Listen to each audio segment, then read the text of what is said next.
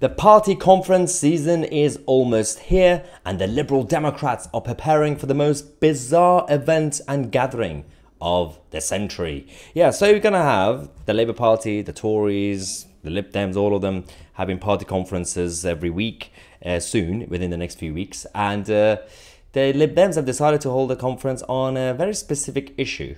This is about Ed Davey. Yeah, this is the guy, you always forget his face and his name, but he's the leader of the Lib Dems. They still exist for some reason. And they're going to have their conference soon. But one of the main agendas on the platform is going to be getting the party members to have a very serious debate and vote on what a woman is. Oh, the Liberal Democrats activists, go home and prepare for government. This is going to be so embarrassing. I cannot wait for this conference. I am going to be, hopefully, potentially going. I think they're going to be in Bournemouth, in Dorset. I think they're going to be there. I'm going to go, probably stand outside. They're not going to let me in. But I want to find out what they think about this. Because the party members, yes, it's going to be in Bournemouth next month. They're going to be asked to agree that periods affect everybody, not just women, including non-binary. Okay, as part of a wider conference motion on period poverty that includes a call for better access to sanitary products. All right, so this is the same thing that the Welsh Labour government did in the Senate. They, in the building, in the male's toilet, they had tampons and everything else on the taxpayer. In the men's toilet, who's going to use that? I mean, it's just a waste of taxpayers' money, and obviously it's just for virtue signaling, but it didn't do anything. It just makes no sense. But in defense of the Welsh Labour government, they didn't have to have a meeting and a conference to decide that. They decided by themselves that we're going to just assume everybody's a woman.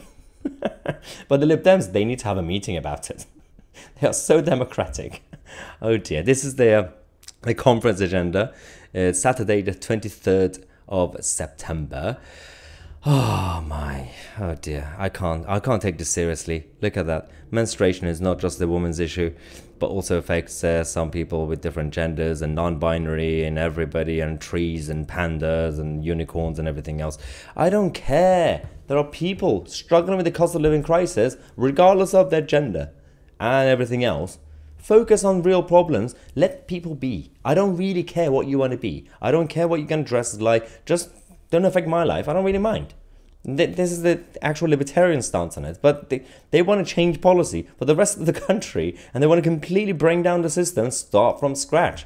This is the whole issue. They think that's how they build utopia, because they can't do bloody revolutions anymore, because these ideologies were represented, not necessarily these ideologies, their policies, but their vision has been represented in the past by people like Che Guevara and Lenin and all the other nutters and Mao. But those guys got it through bloody conflicts. But now they can't do that. So they are infiltrating the system. So they're taking their time. It's taken a few decades, but they're getting there. This is how they're doing revolution in our country. And it's happening right in front of our eyes. And we haven't done anything about it until now. Their fight back has started. All right, we got the Tory MP Mark Jenkinson replying to this, saying, crikey, could they get any more off the rails? I mean, Mark Jenkinson is actually a good, sound Conservative Tory MP, but it is a bit of a pot kettle situation when his party are also going a little bit wokey. So not all Conservative Tory MPs are woke, but the top of the establishment are a little bit liberal, let's just say. A little bit lefty nutter. So I'm not really sure how they're comfortable with their own party leadership and Tory central office and go around criticising other political parties for being too liberal or green. Anyway, do you remember recently, we had a couple of months ago, Ed Davey, he literally went on LBC, I believe Nick Ferrari's show.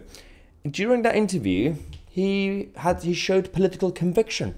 He said he knew what a woman is, essentially, and apparently, according to Ed Davey, they have penises. Can a woman have a penis? Well, I've just answered that question. They can. Listen, I've made it really clear that if people, the vast majority of people will have the same gender as their biological sex, but a small number won't. So a woman can have a penis? Well, quite clearly. Quick response, Mary. Has anyone... No, okay. My problem is not really about what he said, quite clearly. My problem is, hang on, the party leader has already made up his mind. Respect where David, he knows. That, well, he thinks women have penises. Why do you have to have a meeting now? So, do you not listen to your party leader? He's already made up his mind. This is the party policy now. Why? So if the Lib Dems, in the name of democracy, they having all these votes on a regular basis, what's the point of having a party leader if your leader is a sheep following the crowd? This is literally the problem with the Lib Dems. That's why they can never win anything. They don't have leadership. They have sheepiship. They have sheepiship. Anyway, let's go to this. We got Mahyar, for starter, who's a feminist campaigner, telling GB News, only women menstruate, and this is serious. It matters because of safeguarding. Every institution has a responsibility for safeguarding, particularly children and vulnerable people. Young girls, when they are starting their periods, are both children and vulnerable people. That's a good point. She also says that the last thing they need is people in the positions of responsibility telling them that they don't know what a man is or what a woman is. This is a good point. You're going to have teachers, you can have people in leadership positions. If they don't know what a man or a woman is, then how can we expect the younger generations to grow up in a sane world? Well, they're not. This is where we are now. People in the Far East are laughing at us right now. In China and South Korea and Japan, all these places, like, what is happening? We have other priorities. We're literally focusing on taking over Africa.